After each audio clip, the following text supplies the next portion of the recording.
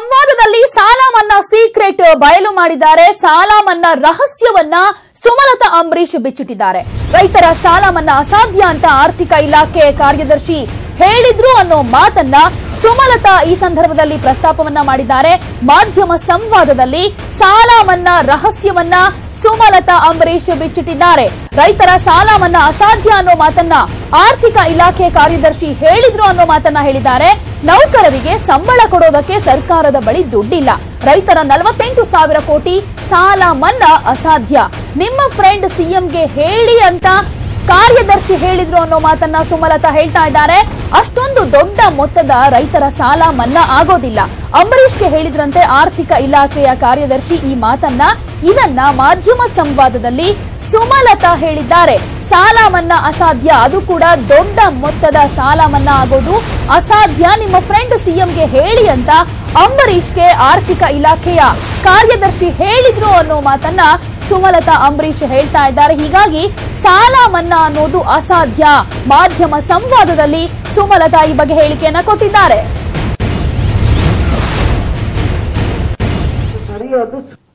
48,000 crores ಸಾಲ ಮನ್ನಾ ಮಾಡಕ್ಕಾಗತ್ತಾ ಅಂತ ಕೇಳಿದ್ರು ಅಂಬರೀಶ್ ಅವರು. ಫೈನಾನ್ಸ್ ಸೆಕ್ರೆಟರಿ ಈಗೂ ಇದ್ದಾರೆ ಅವರು ಪೋಸ್ಟ್ ಅಲ್ಲಿ.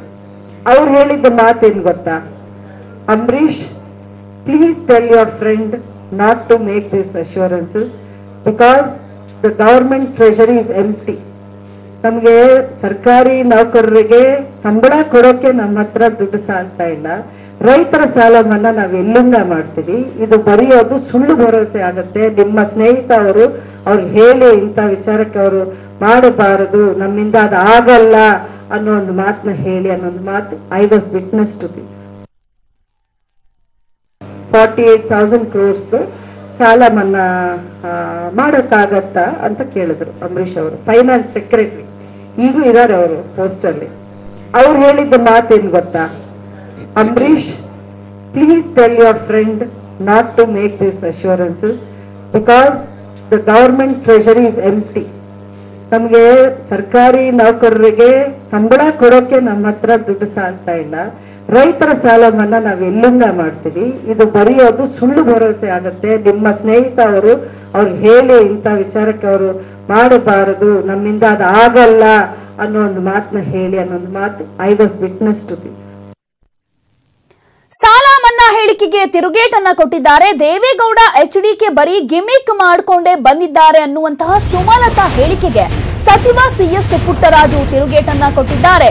ದೇವೇಗೌಡ ಹಾಗೇನೆ ಎಚ್ಡಿಕೆ ಬರೀ ಗಿಮಿಕ್ ಮಾಡಿಕೊಂಡೇ ಬಂದಿದ್ದಾರೆ ಅನ್ನುವಂತಹ ಸುಮಲತಾ ಹೇಳಿಕೆಗೆ ಸಚಿವ ಸಿಎಸ್ ಪುಟ್ಟರಾಜು ತಿರುಗೇಟನ್ನ ಕೊಟ್ಟಿದ್ದಾರೆ.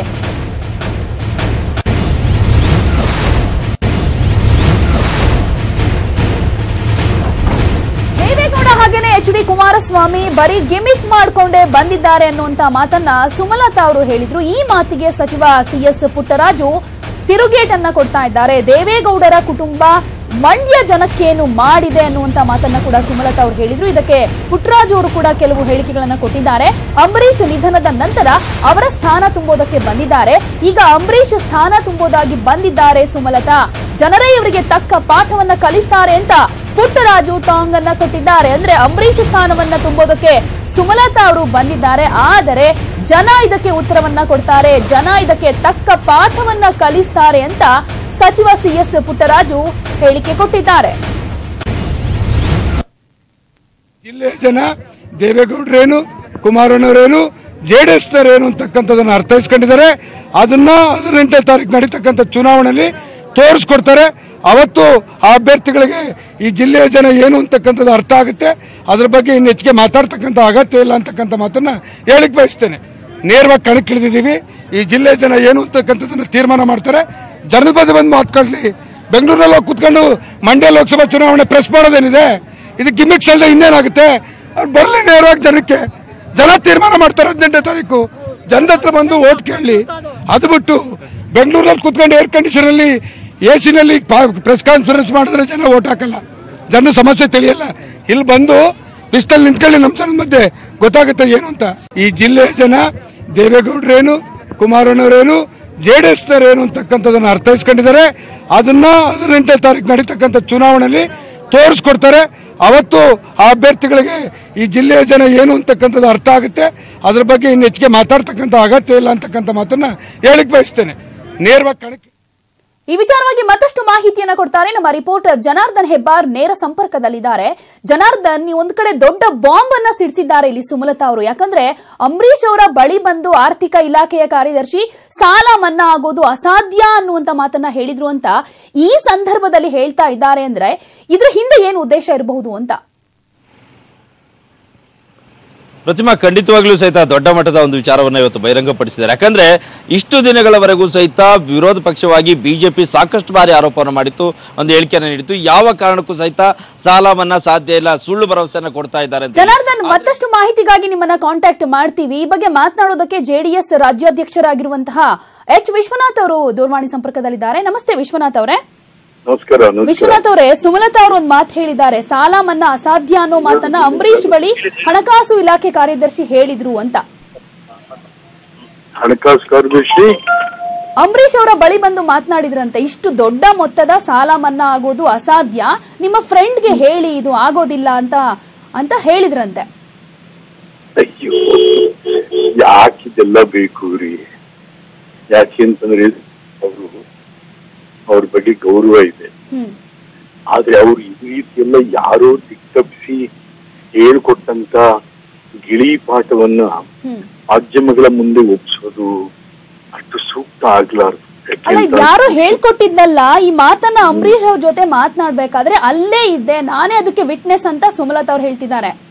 ಇರ್ಬಹುದು ಅದು. ಯಾಕೆಂದ್ರೆ ಯಾವ ಹಣಕಾಸು ಕಾರ್ಯದರ್ಶಿಯು ಕೂಡ ಅಂಬರೀಶ್ ಅವ್ರ ಹತ್ರ ಕುತ್ಕೊಂಡು ಮಾತಾಡಿರಲ್ಲ. ಇದೆಲ್ಲೂ ಕೂಡ ಯಾವ ಕಾರ್ಯದರ್ಶಿಗಳು ಕೂಡ ಮತ್ತೆ ಸರ್ಕಾರ ಕಮಿಟೆಡ್ ಇದಕ್ಕೆ. ಕುಮಾರಸ್ವಾಮಿ ಅವರು ಸರ್ಕಾರ ಕಮಿಟೆಡ್, ಸಾಲ ಮನ್ನಾದಕ್ಕೆ ಕಮಿಟ್ ಆಗಿರ್ತಕ್ಕಂಥ ಸರ್ಕಾರ. ಮತ್ತೆ ಈಗಾಗ್ಲೇ ಅದರ ಹಾದಿಯಲ್ಲಿ ಇರ್ತಕ್ಕಂಥವ್ರು. ಈಗಾಗ್ಲೇ ಸಹಕಾರಿ ಸಾಲ ಮನ್ನಾ ಆಗೋಗಿದೆ. ಉಳಿಕೆದು ನಮ್ಮ ರಾಷ್ಟ್ರೀಯ ಬ್ಯಾಂಕ್ಗಳ ಸಾಲ ಮಾತ್ರ. ಇದೆಲ್ಲ ತಿಳ್ಕೊಂಡು ಹೇಳಬೇಕು. ಅಲ್ಲ, ಅವ್ರು ಹೇಳ್ತಿದ್ದಾರೆ ಸರ್ಕಾರಿ ನೌಕರರಿಗೆ ಕೊಡೋದಕ್ಕೆ ಸಂಬಳ ಇಲ್ಲ, ಖಜಾನೆಯಲ್ಲಿ ದುಡ್ಡಿಲ್ಲ ಸಂಬಳ ಕೊಡೋದಕ್ಕೆ, ಇನ್ನ ರೈತರ ಸಾಲ ಮನ್ನಾ ಎಲ್ಲ ಆಗತ್ತೆ ಅಂತ. ಇಲ್ಲ, ಯಾಕಂದ್ರೆ ಯಾವ ಸರ್ಕಾರಿ ನೌಕರರಾಗ್ಲಿ, ಅಧಿಕಾರಿಗಳಾಗ್ಲಿ, ಸಿಬ್ಬಂದಿಗಳಾಗ್ಲಿ ಸರ್ಕಾರದಿಂದ ನಮ್ಗೆ ಸಂಬಳ ಆಗಿಲ್ಲ ಅಂತ ಹೇಳಿ ದೂರುಗಳಿಲ್ಲ. ಹಾಗಾಗಿ ಒಂದೊಂದ್ಸರಿ ಏನಾಗುತ್ತೆ, ಒಂದು ವಾರ ಈ ತರ ಏನಾದ್ರು ಕೆಲವು ಸಮಯ ಅಷ್ಟೇನೆ ಬಿಟ್ರೆ ಇವತ್ತು ಸರ್ಕಾರದಲ್ಲಿ ಸಂಬಳ ಕೊಡುವಂತ ಎಲ್ಲಾ ಪರಿಸ್ಥಿತಿಗಳು ಇರ್ತವೆ. ಅದನ್ನ ದಯಮಾಡಿ ಸುಮಲತಾ ಅವರು ಆರ್ಥಿಕ ಇಲಾಖೆ ಮತ್ತು ಆರ್ಥಿಕ ವ್ಯವಸ್ಥೆ, ಆರ್ಥಿಕ ಸ್ಥಿತಿಯನ್ನ ರಾಜ್ಯದ ಬಗ್ಗೆ ತಿಳಿದು ಮಾತಾಡಬೇಕು ಅಂತ ವಿನಂತಿ ಮಾಡ್ತಾರೆ. ಅಲ್ಲ, ಅವರು ಈ ತರ ನಡೆದಿತ್ತು ಅನ್ನೋ ವಿಚಾರವನ್ನ ಇಲ್ಲಿ ಪ್ರಸ್ತಾಪ ಮಾಡಿದ್ದಾರೆ. ಅದು ಈಗ ಈ ಸಂದರ್ಭದಲ್ಲಿ ಅಂದ್ರೆ ಏನು ಉದ್ದೇಶ ಇಟ್ಕೊಂಡು ಹೇಳಿರ್ಬೋದು ಅನ್ಸುತ್ತೆ? ಎಲ್ಲ ಸುಮ್ಮನೆ ಚುನಾವಣೆಗೋಸ್ಕರ ಮಾತಾಡುದು ಬೇಡ, ಚುನಾವಣೆಗೋಸ್ಕರ ಮಾತಾಡುದು ಬೇಡ.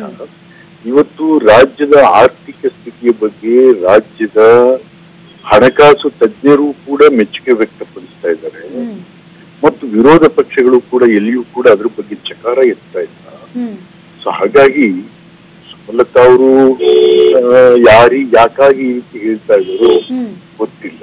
ಸರ್, ಈಗ ಕೆಲವು ಕಡೆ ಸಾಲ ಮನ್ನಾ ಆಗಿದೆ, ಸಂಪೂರ್ಣವಾಗಿ ಆಗಿಲ್ಲ. ಬಟ್ ಸಂಪೂರ್ಣವಾಗಿ ಆಗೋವರೆಗೂ ಆಗ್ತದೆ. It takes time. ಏನ್ ಅನ್ಕೊಂಡ್ಬಿಟ್ರಿ ನೀವು? 40,000 ಕೋಟಿ ಸಾಲನ ಏನ್ ಏಕ್ದಮ್? ಅದಕ್ಕೆಲ್ಲ ಸಮಯ ಇದೆ. ಹಣ ಕ್ರೋಢೀಕರಣೆ ಆಗ್ತಾ ಇದೆ, ಕೊಡ್ತಾ ಇದ್ದಾರೆ. ಇವಾಗ್ಲೇ 16,000 ಕೋಟಿಗಳ ಸಿದ್ದರಾಮಯ್ಯನವರು ಹೇಳಿದಾಗೆ ಕೂಡ ಸೇರಿಸ್ಕೊಂಡು ಸಹಕಾರಿ ಸಾಲ ಸಂಪೂರ್ಣವಾಗಿ ಮನ್ನಾಗಿದೆ.